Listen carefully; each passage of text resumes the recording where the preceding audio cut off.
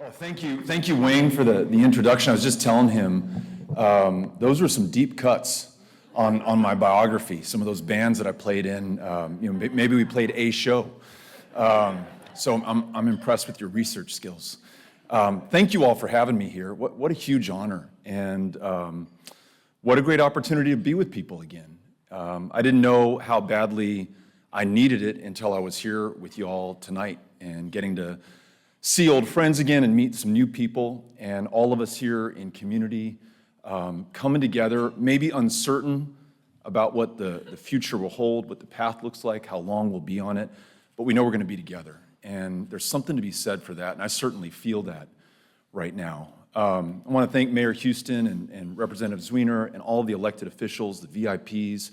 One of my big all-time heroes, Doug Brinkley, who's sitting right here in front of me. I didn't know I was going to be able to see him tonight. I wish I was at your talk last year. You all need to invite me to these things next time that happens. I want to say something I hadn't planned on saying, but when Wayne was talking about that Senate race, and let me just tell you, every time I see that guy's ugly mug on TV, I am so sorry for how that thing turned out. Just know that we gave it our best. We gave it our all. But you can probably believe this, but and I know you got sick of me saying this, but we went to every one of the 254 counties in the state of Texas, and I ran into LBJ everywhere. And perhaps my favorite story about running into LBJ, I was in Archer County. I was in Archer City. We had just been in Wichita Falls the night before at a campaign event at MSU. We drove into Archer City, and I don't know how many hotels there are, maybe just that one. We stayed there that night, and I think there's a place called Mern's Cafe, where we're gonna hold our town hall meeting. And a grand total of 8 people came out to that town hall in Archer City. 12, if you count the innocents who were just trying to have breakfast when we showed up there. But before I walk in, this guy stops me, and I can't remember if he was a tax assessor collector, the county clerk. He was a countywide elected official. And he said, "Hey, I gotta stop you before you go in. I gotta share something with you." And he has this manila envelope, and out of it he pulls out an 8.5 and 11 by 11-inch black and white photo. And he said, "See that scrawny guy at the right of the photo? That's Congressman Lyndon Baines Johnson. And the guy next to him that he's talking to is my dad." And LBJ literally dropped out of the sky in his helicopter, and he landed on the courthouse grounds, and he walked over to the American Legion Hall, and he had coffee with my dad and the other people who showed up, just like you're doing right now, Beto, although I didn't have a helicopter. We were in a minivan. But he said, you were the first candidate for the U.S. Senate to show up in Archer City since 1948. When LBJ dropped out of the sky that day. And I will tell you, I don't know how many votes we won in Archer City. Obviously not enough to win.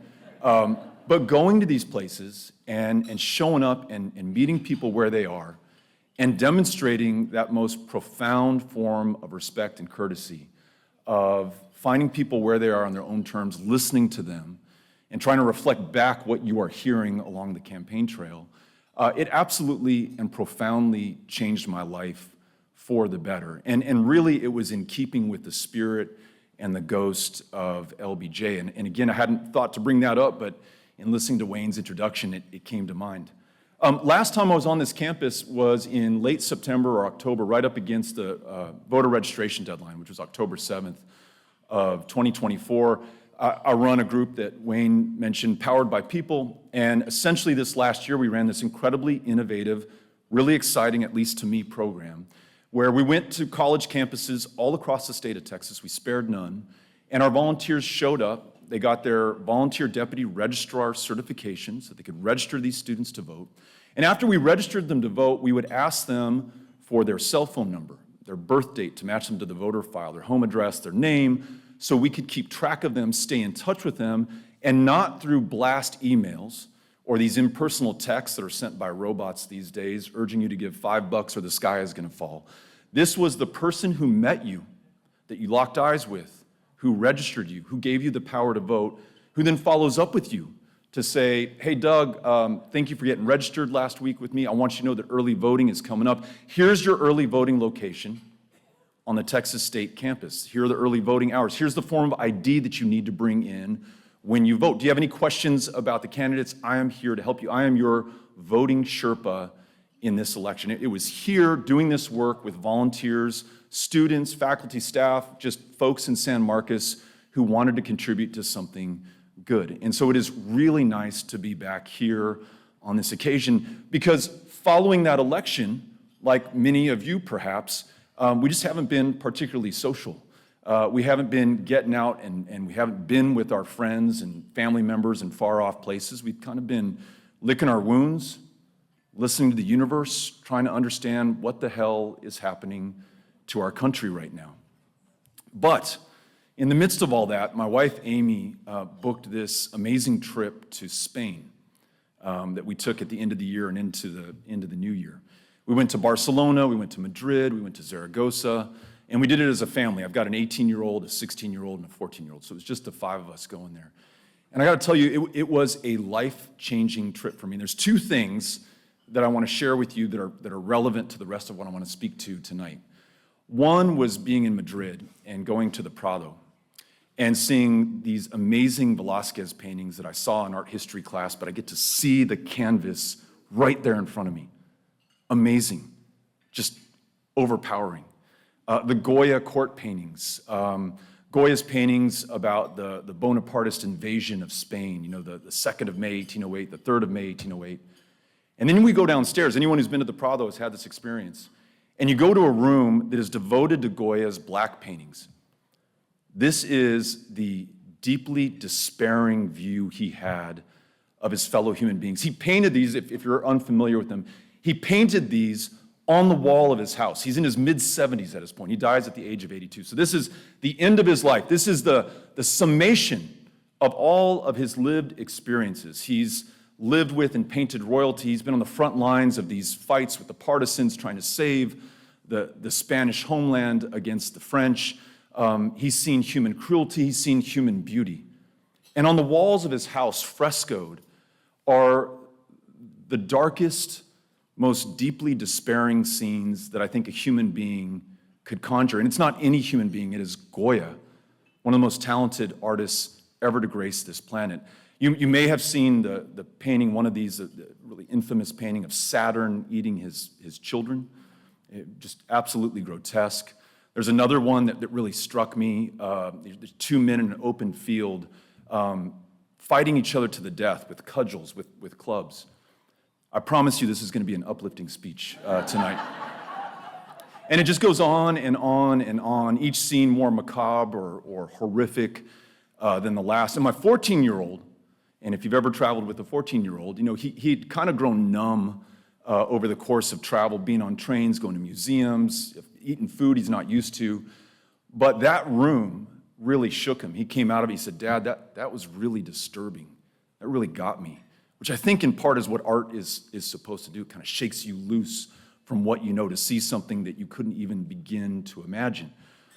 But everything that Goya lived through led him to describe all of us, his fellow humans, in these dark, despairing terms. And I really had to think about it. I really had to think about maybe it wouldn't be out of place for someone with Goya's talents at the end of their life in the year of our Lord 2025 to decorate the walls of their living room and dining room with similar doom and gloom scenes about where the world is today. And we don't even have to talk about politics or who the president is. You could think about, you know, the specter of nuclear war or climate change or AI or pandemics, or the fact that we just cannot get our act together in this country to meet the existential threats that our kids and grandkids face. It's enough to tempt you to despair. The bookend to this was we went to Barcelona. And if you've been to Barcelona, you've been to Sagrada Familia, this extraordinary basilica, although I call it a cathedral, that Gaudi, the most famous Spanish architect, planned and conceived and began to build in the year 1882. And that church is yet unfinished. They say, dicen, that it'll be done in 2026 or 2028. Don't bet on it. If you've been to it, you will know what I'm talking about. It shook me to my core. It brought me to my knees, tears to my eyes. It's the most extraordinarily beautiful thing I have ever seen. From the friezes, the sculptures on the eastern wall as you approach, to going inside of the building, this amazing stained glass that is representative of the rising sun as you look to the east. To the west, it's the colors of death and passion. It's orange and red. The columns are organic. They look like tree trunks holding up this beautiful canopy in the ceiling. These amazing organic, towering spires that you see from the outside. Once you're inside, it is literally a spiritual and holy experience. And what got me about that is that that was yet another Spanish artist's response to the human condition. And though he didn't live through the invasion of the French in 1808 the way Goya did, he saw some pretty brutal things in his own time. And yet he commenced a project that he knew full well he would never live to see the end of. He put his trust in his fellow human beings to carry on these plans and the construction all the way 143 years later to where we are today, to where the O'Rourke family sat in the middle of this sanctuary just a few weeks back. It absolutely floored me. And it made me think about the choice that we have before us right now. There is the temptation to despair, to give in, to give up, to say, we're screwed. I don't see how we're going to make it out of it. We human beings are incapable of not fucking this place up and not hurting each other and being so brutal and callous and careless when we have the capacity and power to do otherwise. Or there's Gaudi's take on the human condition. Yes, we're imperfect, and that cathedral is really kind of almost a monument to imperfection.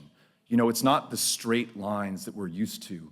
It's not the perfect symmetrical forms that we might expect from a house of worship. It's really a reflection of the beautiful mess of humanity and nature and the world in which we live. And it just got me thinking about the work that some of us have been a part of in political campaigns, in voter registration, and whatever we're doing in our life otherwise, when we don't know for sure that we'll see the end of the project, that we'll arrive at our goal, but we know it is important to try nonetheless. And this person that I want to center this talk on tonight, I think exemplifies this beautifully. His name is Lawrence Aaron Nixon, fellow American, but from another age and time. Born in Marshall, Texas, in the northeast part of the state. When he was born at the end of the 19th century, it was still a bastion of Confederate dead-enders. Douglas Brinkley could probably tell us better than I, but as one Confederate state capital during the Civil War after another fell, many of those states moved their resources, their arms, their depots to Marshall, Texas. It kind of became one of the last holdouts of the Confederacy before the end of the war. Lawrence Aaron Nixon, born a black man in Marshall, Texas, not too long after the end of the Civil War, to a man who himself was born enslaved in Texas, grows up, attends Wiley, one of the greatest historically black colleges anywhere on the planet, certainly in the state of Texas, goes to Meharry Medical College, probably the only place he could obtain a medical degree in the United States at the time as a black man in Nashville, Tennessee, moves back to Texas, and ultimately finds his way to El Paso, my hometown. Why El Paso? Well, I don't know for sure, but I think it has something to do with the fact that El Paso is connected, as you all know, to Ciudad Juarez, forming one of the largest binational communities anywhere on the planet. El Paso, at the beginning of the 20th century, it's still Jim Crow, it's still the Deep South, it's still the former Confederacy, and yet it's a little bit different. Langston Hughes, when he's doing this book tour around the United States in the early 20th century, talks about coming to El Paso and then walking over the border to Ciudad Juarez to have a drink, perhaps at the Kentucky Club, where they say that they invented the margarita, and I commend you to that place. It's where I took my wife on our first date, and 20 years later, it's still working. Langston Hughes talks about rubbing shoulders at the bar at the Kentucky Club with patrons who were Mexicans, Mexican Americans, African Americans, white Americans. It just did not matter. And then coming over to El Paso, and a totally separate set of standards applies, and yet something was a little bit different there.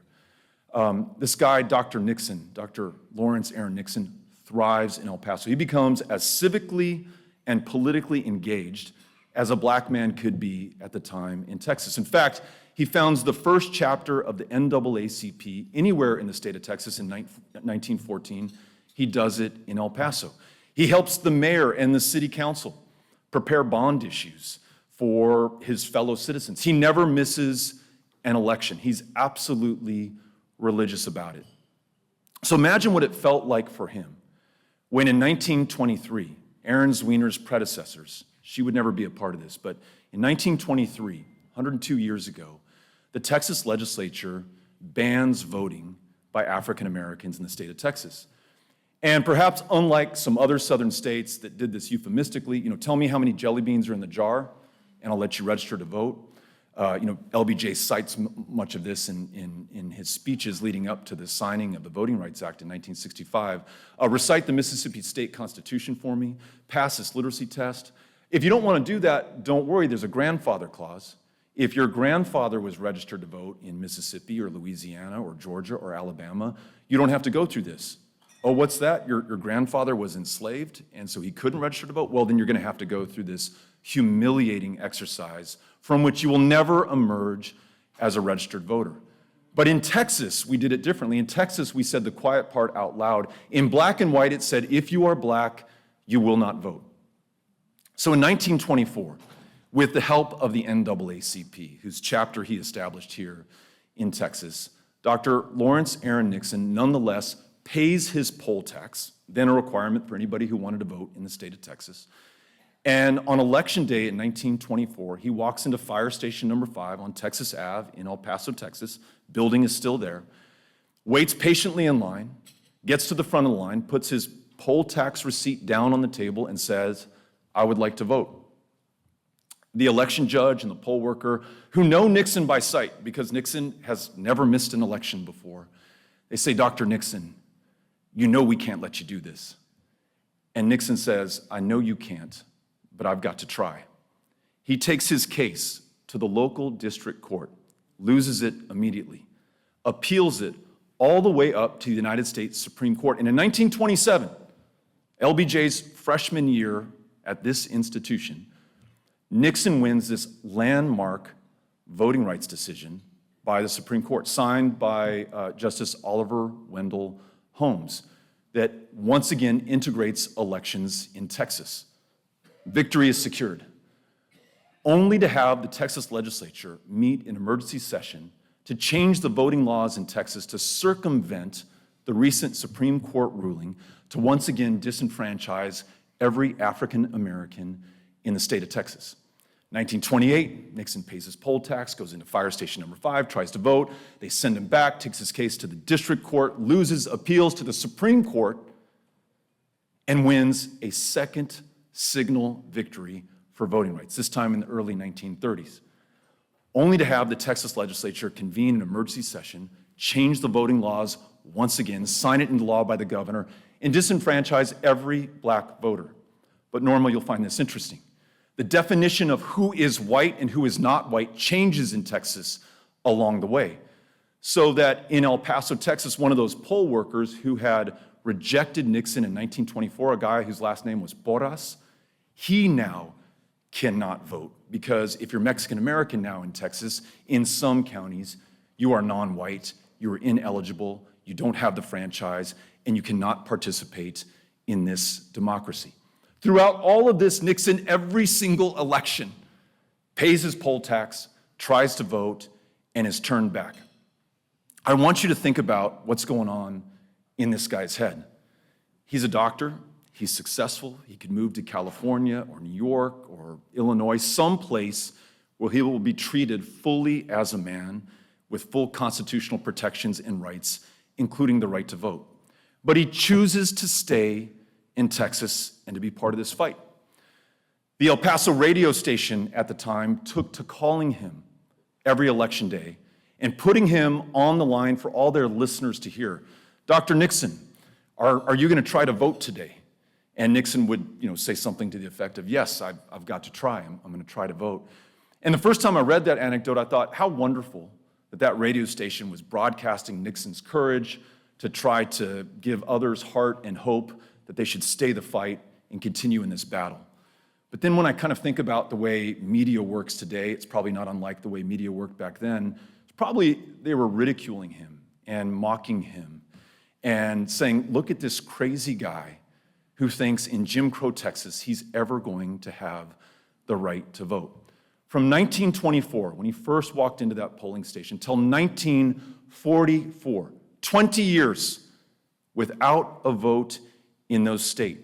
And 4 of those years, we are at war overseas, fighting fascism abroad to defend democracy here at home, very often losing the lives of African Americans and Mexican Americans, as well as Anglo Americans in the bargain, and he's unable to vote. But in 1944, another black physician, this time in Houston, Texas, Lonnie Smith, inspired by Nixon, makes his own way to the Supreme Court, and in the decision Smith versus Allwright, decided by the court in 44, once and for all, at least nominally, elections are integrated in Texas. That year, Nixon and his wife go into fire station number 5, wait in line, present their poll tax, and this time they voted.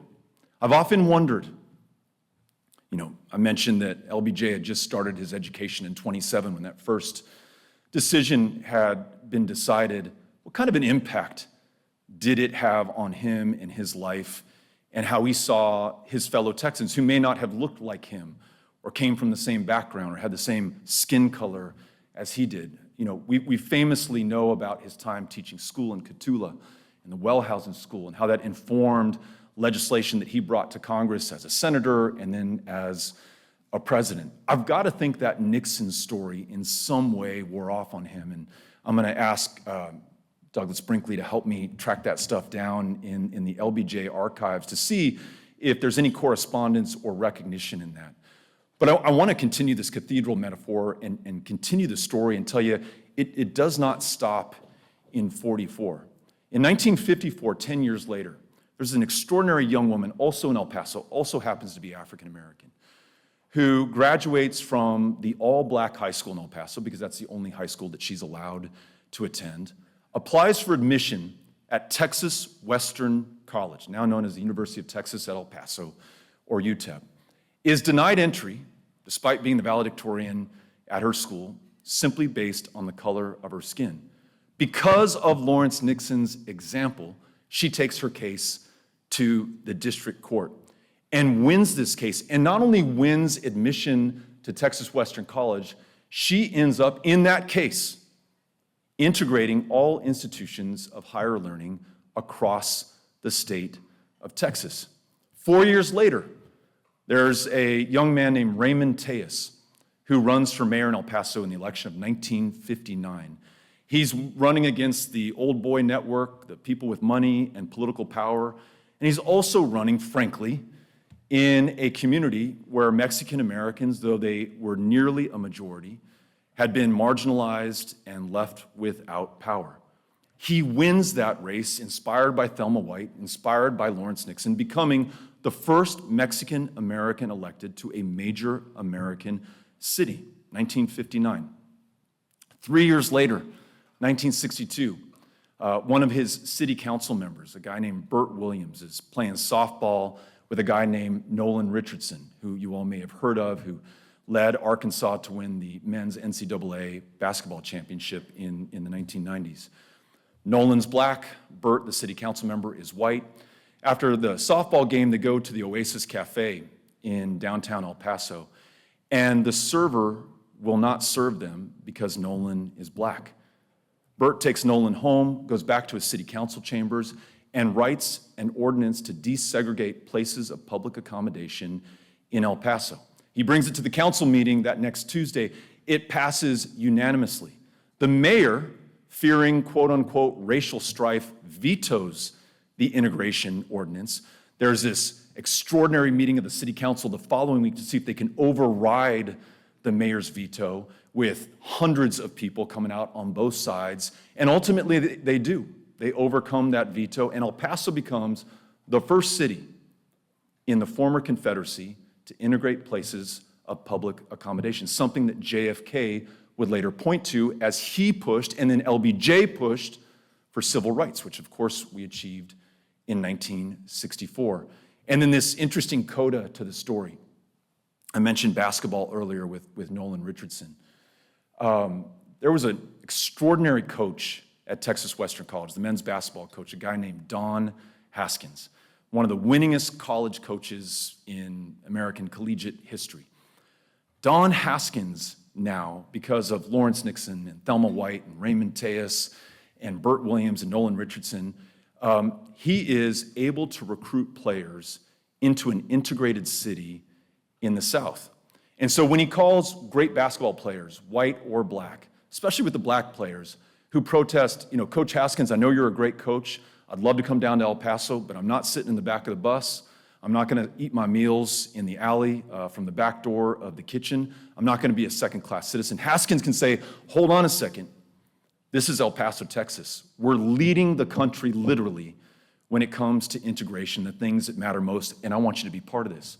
In 1966, against the reigning champions, the University of Kentucky, in the Adolph Rupp Arena for the men's NCAA basketball championship, Haskins starts the first all-black starting five in NCAA men's history, and it is the Cinderella story of all Cinderella stories. They beat the all-white University of Kentucky dominant big dog team to win this historic national championship. The only team from Texas to do it until Baylor did it in 2021. I had conflicting emotions when Baylor was in the final game. So all to say that this guy Nixon, maybe unlike Gowdy, didn't know if he would ever see the fruits of his labor, if he'd ever have the chance to vote, but he knew that he had to try. He knew he had to get on that road. He knew he had to take that case to court. He knew he had to follow it all the way to the Supreme Court. He knew that when he lost, he had to try again. He knew that when he lost, he had to try again and try and try, and ultimately he came through.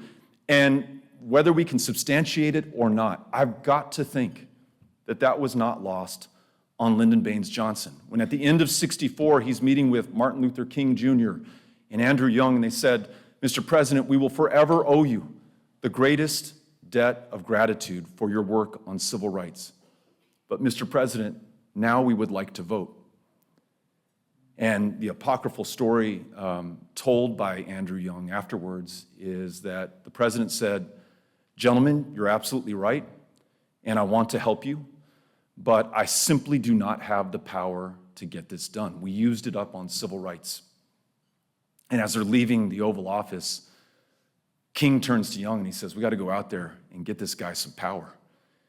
And in the coming days and weeks, everyday Americans, like those who are here, took to the courthouse steps, wrote their members of Congress, lit up the switchboard at the White House, inspired one another to do everything we could with what we had, where we were, including a 24-year-old John Lewis leading that march in March of '65 across the Edmund Pettus Bridge, beaten within an inch of his life. And 8 days after Bloody Sunday, which is light speed in American politics, LBJ is able to convene a joint session of Congress. Every member of the House, every member of the Senate, and paraphrasing, he says something to the effect, as it was at Lexington and Concord, as it was at that courthouse in Appomattox in 1865, here we have again Americans willing to lay down their lives for this great democracy. And all they ask for, members of Congress, is the power to vote, and you have the power to confer it.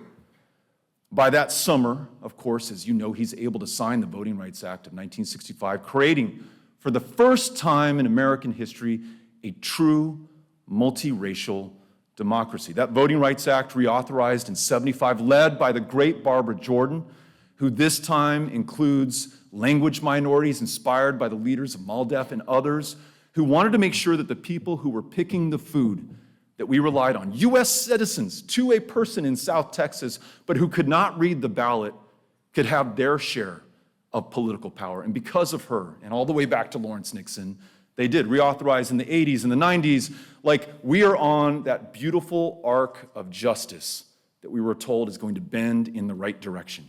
Forever. You can just watch it happen. Until in 2013, another Supreme Court, in its infinite wisdom in the decision Shelby versus Holder, decides we really don't need the Voting Rights Act anymore. It's nice that we live in an America where we can trust those in power to respect the will of the voters and not choose the voters for themselves through unchecked gerrymandering or onerous voter ID laws or polling place closures or you name it. We've seen it in Texas since 2013. In her scathing dissent from that decision, Justice Ruth Bader Ginsburg said, it's kind of like being in a rainstorm and this umbrella that has protected you and kept you dry this entire time, because it has been so effective, you say, well, it's time to put that umbrella away. Well, we have been soaked in the 12, 13 years since that decision came down. Nowhere is it harder to cast a ballot. Nowhere is it more difficult to register to vote than in LBJ's, Lawrence Nixon's, home state of Texas. And while it doesn't explain everything, I think it gives us a path to the otherwise inexplicable for the death, the harm, the suffering, and the cruelty that we see visited upon so many of our fellow Texans. Which leaves us at this, my final comment, kind of back where we started. You kind of get to decide at this moment whether you're Goya or whether you're Gowdy, whether you're Lawrence Nixon or you're someone who says, you know what, I'm going to leave the state, or I'm going to let those folks fend for themselves, or I just hope it gets better, or I'm resigned to it never changing at all. We must keep the faith. We must keep up the fight no matter how hard it is, and I can't think of a time in my life where it has been any harder than it is right now. The lessons I've learned is we've got to try, as Lawrence Nixon said. The lesson I've learned is that no victory, no matter however righteous or hard fought, is ever going to be final. Look at what happened in Shelby versus Holder. Look what happened to nearly 50 years of Roe versus Wade, another Supreme Court decision won by Texans, that case 3 Texas women. And lastly, the lesson I learned from my winter break to Spain is that we have to be about the business of building cathedrals. We have to have faith and trust in one another and the generations that follow. Because if you think about it, what's the alternative? Thank you for having me here tonight. Enjoyed the chance to be with you all and to share these remarks, and looking forward to coming back again at some point in the future. Wayne, thank you so much. Gracias.